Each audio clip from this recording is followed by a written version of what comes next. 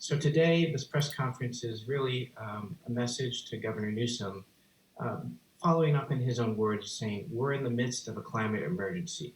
So Governor, let's make this official and declare a state of emergency for the climate crisis. Just this summer, we've seen more fire damage than any previous year. And the season's not over. The fire season has increased 78 days longer than it was 50 years ago. So there are three major themes that we're looking at, which many of our members of the 315 plus members who have signed our letter are committed to.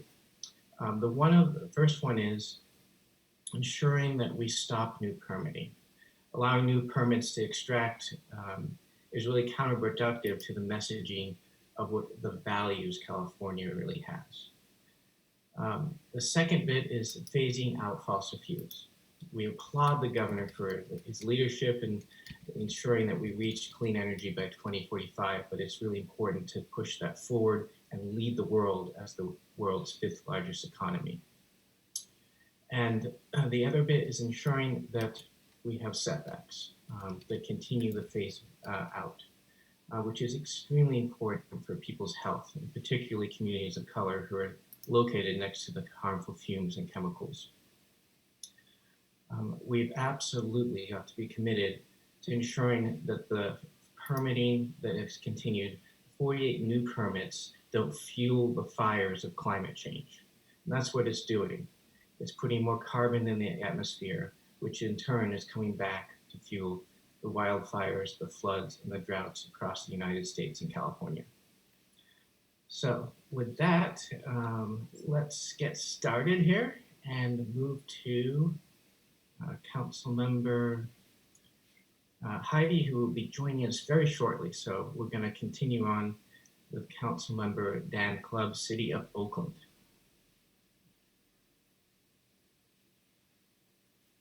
Hi, can you hear me? Yes. Okay, thank you very much. Thank you, Alex. Appreciate it very much. My name is Dan Clubb, Oakland City Council Member. Very proud to be here. We all know there's a lot of work to be done, and the forest fires are a stark reminder of how serious our challenges are when it comes to climate change in the Bay Area, throughout California, throughout the country, and throughout, of course, our entire planet. And there's more work to do. And we know the governor also gets it that there's more work to do, and he's not a Trump person. He's a solid Democrat who cares very deeply about our climate. But we have to make sure that his understanding, which is absolutely on point, and his caring, which is absolutely on point, matches his deeds. And he's only been in office for less than 2 years, and he's still. And obviously, we have a pandemic and forest fires. There's a lot going on, but we need additional action on climate change. We need to go beyond what has already been put forward by the Resources Board of the Legislature and really take significant action. In Oakland, we passed an equitable climate action plan to make sure that our efforts in climate change are parallel to our efforts to reduce air pollution and other toxic, short-term or health-based toxic challenges when it comes to most impacted communities. We could do both. In fact, many solutions will do both at the same time. And that's a twofer we cannot ignore. So it's important that we take action seriously. That includes phasing out the use of fossil fuels as thoroughly as we can, as quickly as we can, and that has to be part of any comprehensive program to address climate change. And for California, since as we know, California is, at least pre-COVID, maybe still, the fifth largest economy in the world, we know that what we do in California not only impacts or leads the nation with other states, maybe even the federal government once we get a new president, but we know it has tangible, real impacts and reductions on national, even global greenhouse gas emissions. We are larger than many countries, and we understand that. I know the governor understands that. The governor is a good person. We just want to make sure, we just want to remind him that his actions need to match his understanding, because his understanding is right on point. His caring is on point. We want to make sure his actions continue to be on point to make sure we get the most we can in terms of reducing greenhouse gas emissions And those heat trapping emissions are what causes, as we know, global warming. And it can be done and should be done parallel with the reduction in toxic air contaminants that are impacting our tremendous communities up and down the state. Thank you very much. Happy to be here to answer questions, to support the many hundreds and hundreds of elected officials throughout California who are calling on our governor and our legislature to take bold action to reduce emissions of greenhouse gases in California and continue to be a model for other states and other cities. And now I want to introduce one of the leaders of elected officials to protect California, former mayor and current council member of Culver City, Megan Wells. Megan? Actually, if we can have Heidi go right now, because she has another speech she needs to run to. My apologies. So okay. Heidi, very much appreciate you jumping in here between events, and please, the floor is yours. Thank you so much. Thank you for accommodating my schedule as well. So I've been a climate activist for almost 20 years, and I'm proud to say that San Luis Obispo is a national leader in our efforts to curb the climate crisis. We have the most ambitious carbon neutrality goal in the United States, and working together with the community, the City Council has made tremendous steps to prioritize people, planet, and prosperity. And we've taken criticism and weathered attacks because we know the Earth's climate is changing, and we feel a deep responsibility to our community, to our families, and to our future to do everything we can within our power to help. And we're not alone in our leadership. More than 110 local governments have passed 160 local policies to protect their communities from fossil fuels. We've declared a state of emergency here in San Luis Obispo for the climate crisis. We took action, and it's time for Governor Newsom to declare that emergency for the state of California. We're a coastal community here, usually enjoying sea breezes and moderate temperatures, but recently we've seen days of 120 degrees and toxic smoke-filled air. And our efforts all could be in vain unless we can get the governor to accelerate and modify California's current climate goals, because they are woefully inadequate as is. I had high hopes for Governor Newsom, and I appreciate many of his policies, both now and in the past. And when he ran, talking about ending fracking, I was really excited to hear that. But this year, he issued 48 new fracking permits, and there has been a 190% increase in oil and gas drilling during the first half of 2020 compared with the first half of last year. And I know firsthand how difficult it has been to be in a position of leadership during this moment in history. And while he is doing his utmost to help California to get through this pandemic and these historic fires, he's not doing what he could and should to fight the climate crisis. Most of his recent promises sound great, but we need more than words. We need tangible results, which can happen if he uses the power of an emergency declaration for the climate crisis. And I can only hope that he has that political will. He says that we're leading on decarbonizing our economy, but California is one of the largest producers of oil and gas in America. And while he has promoted electric cars, he's also given oil and gas companies a way to continue drilling. He's telling the world that the state is a leader for the oil and gas industry, not for the earth, and not for the health and well-being of the people of California. And he has had to see that he is fueling fires that have caused this climate emergency. We need to phase out all fossil fuel extraction and production before it is too late. The climate crisis has shown us how interconnected and interdependent we are, and California fire smoke has reached the European shores. During the heat wave and fires, my kid, who called me in tears and distress and asked me if everything was going to be all right.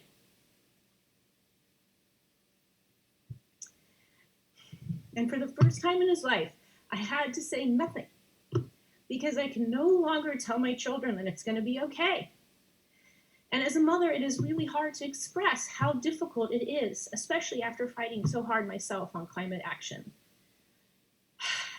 Through their tears, they told me that they knew it was not my fault. They know that I've done everything I can. And so I'm calling on Governor Newsom to do the same and to create the policies that will make his children as proud of him as my kid is of me. And as a steering committee member of the elected officials to protect California, I know that we've done everything in our power to inform the governor of the climate crisis that we are now living in. So our letter has outlined 3 major steps that would mitigate what's happening. It's not too late to make sure that we have safety zones around oil and gas wells that are dangerously close to schools, homes, public spaces, and hospitals. And it's not too late to establish a comprehensive plan to phase out all fossil fuel production and extraction. And it's not too late to transition to a 100% clean, renewable energy. And it's never too late to do the right thing for the health and well-being of Californians. My kid has been my North Star, guiding me to continue to combat climate crisis. And why shouldn't my kid be able to enjoy simple things in life, like breathing fresh air, instead of being locked up inside, terrified of their future? Why are millions of children being subjected to this apocalyptic destruction? And it's not too late to mitigate what's happening, but we need the governor to take action to transition to 100% clean, renewable energy now and establish a new climate deadline of 2035. So thank you very much. And now I have the honor of introducing City Council member Dan Clabb from Oakland, who is leading many efforts in his city to combat climate change. Great. Dan did have the honor of going just before you. So I'm sorry. Go ahead. Sorry. So we will transition to Megan Sally Wells, who is the mayor of Culver City and now council member of Culver City and the co-chair of EOPA California. And just as a side note to any press on the call, you can ask questions in the ask a question at the bottom of the Zoom link anytime during this, and we'll answer them throughout and during the end of the call. So Megan. Thank you, Alex, and thank you to the other speakers and fellow leaders and elected officials to protect California. I am Megan Sally Wells. I am the former mayor and currently council member in Culver City, California. And I'm here to say that Californians are on the front lines of the climate emergency. This isn't a drill. We're losing lives, homes, livelihoods, habitat. Entire homes are going up in smoke.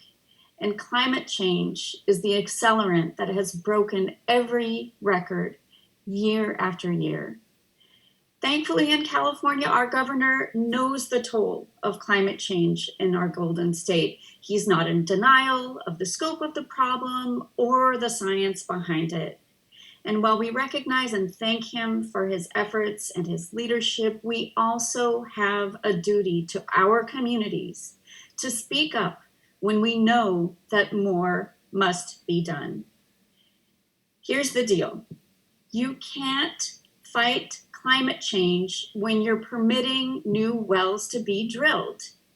Wells that are perpetuating greenhouse gas emissions and creating the pollution that is devastating our communities and making them even more vulnerable to COVID-19.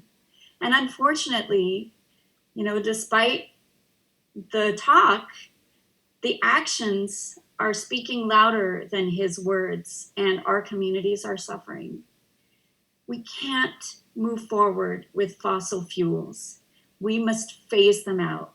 We must create a safety buffer and invest in the communities that have been hit the hardest by climate pollution. We must accelerate our transition to 100% clean, renewable energy by 2035. And the good news is that it's possible. In fact, we've done it in Culver City. We are already running on 100% renewable energy with the Clean Power Alliance. And we're creating good union jobs to power our community and over 30 other cities, plus the County of Los Angeles and Ventura County in the process. We're also phasing out oil drilling in the Culver City portion of the Inglewood oil field, which happens to be the largest urban oil field in the United States. And we're creating a city that is less dependent on fossil fuels with our progressive transportation, housing, energy, waste, and water policies. We're doing it in Culver City, and we can do it in the rest of the state. In fact, we must. So we're asking Governor Newsom to create a state of emergency for the climate crisis, to begin to phase out all fossil fuel production. And instead of fueling more destructive fires, he can create a renaissance of green jobs to repair our economy and protect our precious state. It's time to truly meet the moment and match the urgency of the climate crisis that we are living in. And now it is my great pleasure to introduce my friend and comrade in arms, Carmen Ramirez, who's been leading the fight in the city of Oxnard, where she is the mayor pro tem. And I know she's done extraordinary work, not just in elected officials to protect California, but in all of Southern California. So Carmen, you can take it away. Thank you, Megan, and thank you everybody for being here, the audience and my colleagues here. I'm speaking for myself today and not necessarily officially for the city of Oxnard, but I definitely know I'm speaking for our community. And I'm happy to have this opportunity to address Governor Newsom. I happen to be a fan of Governor Newsom and many things that he's done, and I'm asking him to use his superpower. He's a leader, and we need that leadership desperately. Here in Oxnard, our community has struggled with toxic polluting industries, and our community, which is a low-income farm worker immigrant community, has said no to continuing obsolete fossil fuel power plants. What do we have now after we said no to the natural gas-fired power plant on our ocean? We have 100 megawatt clean energy storage, which is going to replace much of what the former Mandalay Puente power plant proposal offered. So today, Governor Newsom, we saw you standing in that burned out moonscape with the scene that our beautiful California is on fire, and not just California, but Oregon, Washington, Western states, and we're all suffering from that.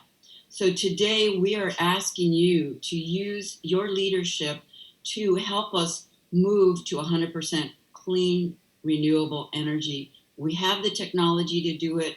We have to be part of the global desire for a cleaner, healthier planet for our people, for our children, as Mayor Harmon talked about. We do have the technology. We have to just incentivize it. The market will control. The fossil fuel industry is on its last. It is struggling, and sometimes in the death struggle, desperate things happen. But we know that we can do this. This is where the new jobs are in clean energy. This is where our prosperity is. This is where our future is. We need to do it for the children. I always say we are the ancestors that later the future generations will condemn or praise. The clock is ticking. Please declare an emergency. We know it's here. You know it's here. Do what you can. This is the time for your great leadership to step up. Thank you. Great. Thank you, everyone. We'll now open it up to questions. And we do have one question saying green jobs pay less than oil and gas jobs. How do we convince people to take a pay cut in the name of saving the earth? Does anyone, Megan or someone, want to take that on? Yeah, I can just speak from our recent experience in Culver City, where we had a vote within the past couple of weeks to phase out oil drilling. And the first speaker who spoke in support of our actions represented one of the local United Steelworkers. And the reason why he spoke up in favor of phasing out oil in Culver City is, there are actually a lot of jobs in remediating and dismantling this infrastructure that's been around for 100 years. The other thing he's shared with me is that, a lot of these oil companies and the refineries are breaking their promises to their workers. In other words, they are breaking the contracts that they had with retirement benefits and going back on their word. And a lot of workers are seeing that the future really is in the jobs that will last and the jobs that are healthier for them.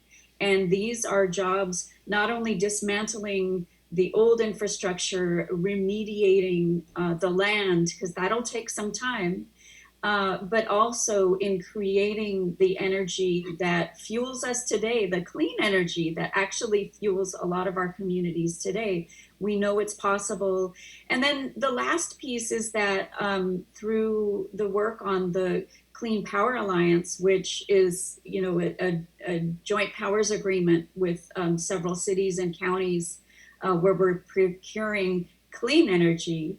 What that's doing is that we get to decide as, you know, what these jobs look like and how workers are protected. And so in a lot of the jobs that we are creating, we are also saying that we want project labor agreements, that we want the workers to have a seat at the table when we're creating these projects.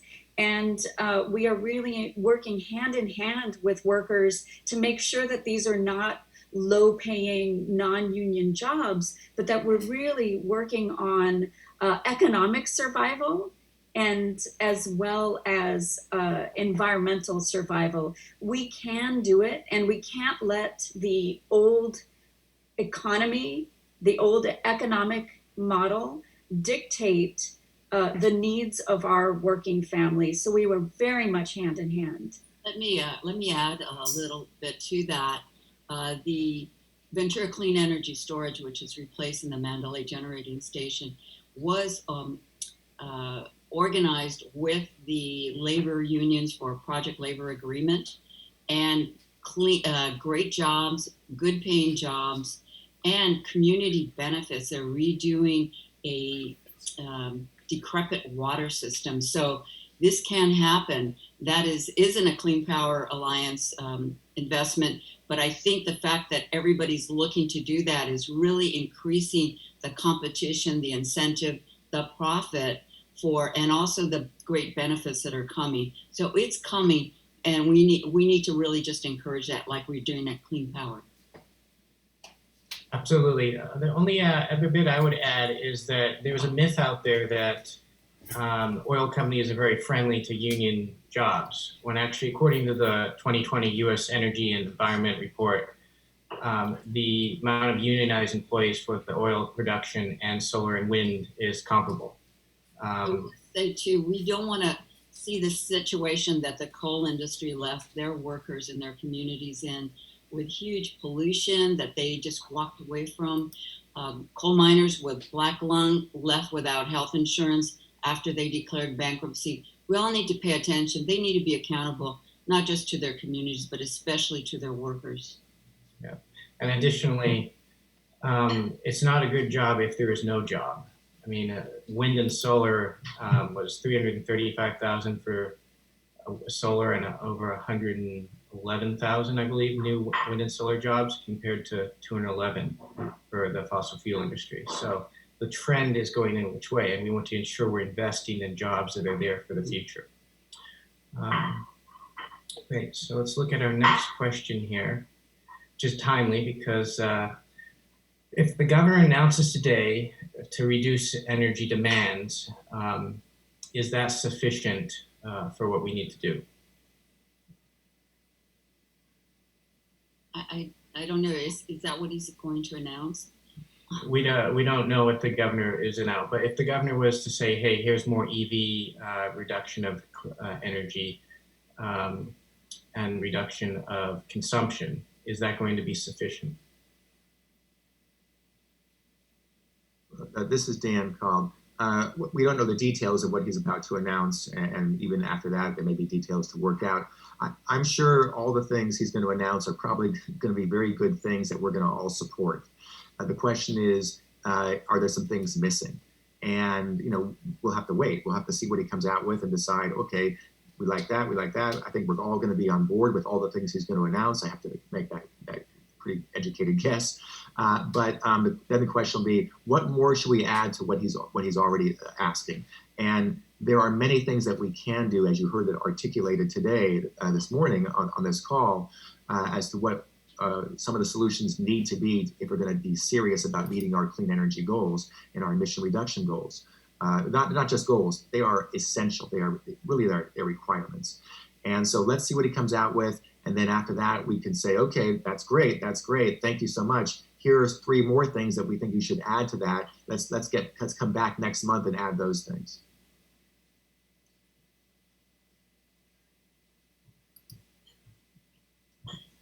And I'll just add really quickly, you know, there's a sense of urgency here.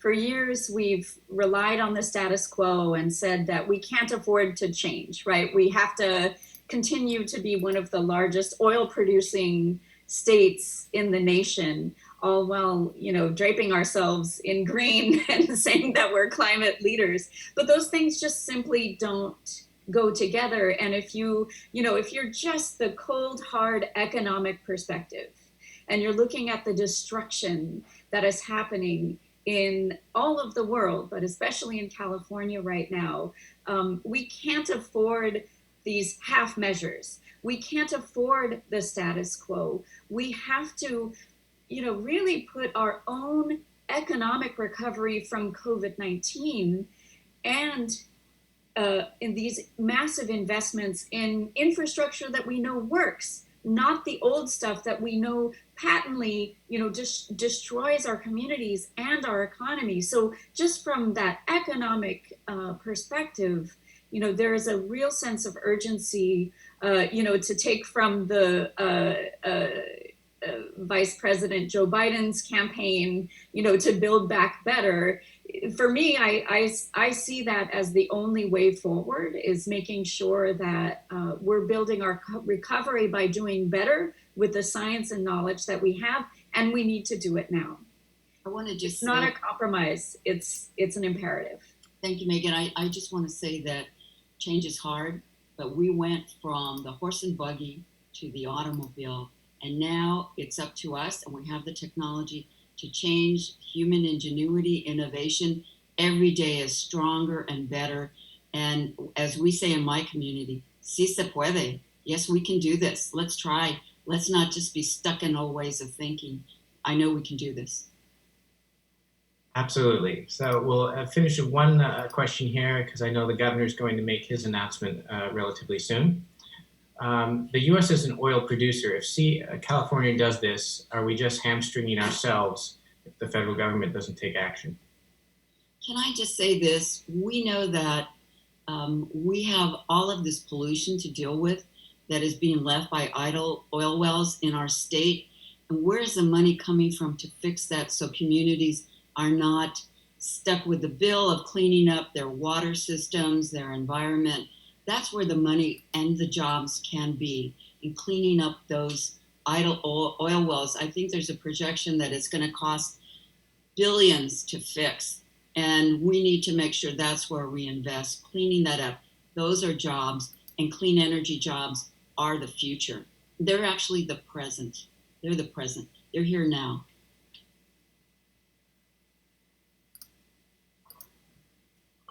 Absolutely. All right, so we'll round this out, and really appreciate everyone from taking their time to join us today. We will send a press release with all the information and quotes to everyone who attended. If you have any further follow-up questions, please reach out to me at alex@protectingamerica.net, or give me a call on the numbers on the press release. We'll stay here for a couple more minutes if you have